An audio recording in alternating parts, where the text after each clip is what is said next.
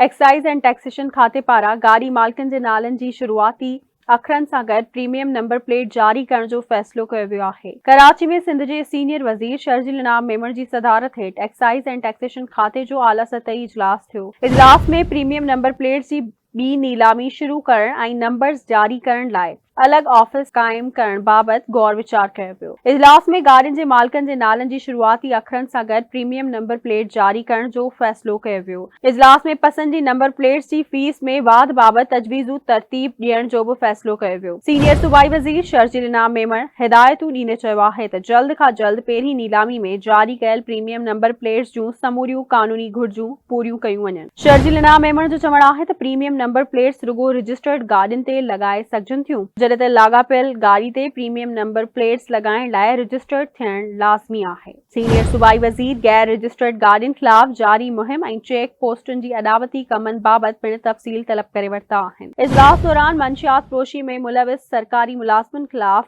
खातेवाराणी कार्रवाई लाइ chief secretary सां लिखपढ़ जो फ़ैसिलो पिणु कयो वियो। शर्जील इनाम मेमण जो चवणु हुयो त मंशियात ख़िलाफ़ कार्रवाइनि खे वधीक असराइतो बणाइण लाइ तमाम वसीला कतब आंदा वञनि। हिन चयो आहे त नौजवान नस्ल खे मंशियात फ़रोशनि जे रहमो करम ते नथो छॾे सघिजे, सख़्त खां सख़्त कार्रवायूं कयूं वञनि। संदसि चवणु हुयो त मंशियात फ़रोशनि ख़िलाफ़ केसनि जी मज़बूत पैरवी खे यकीनी बणायो वञे, जीअं मंशियात फ़रोश पंहिंजे अंजाम ताईं पहुची सघनि।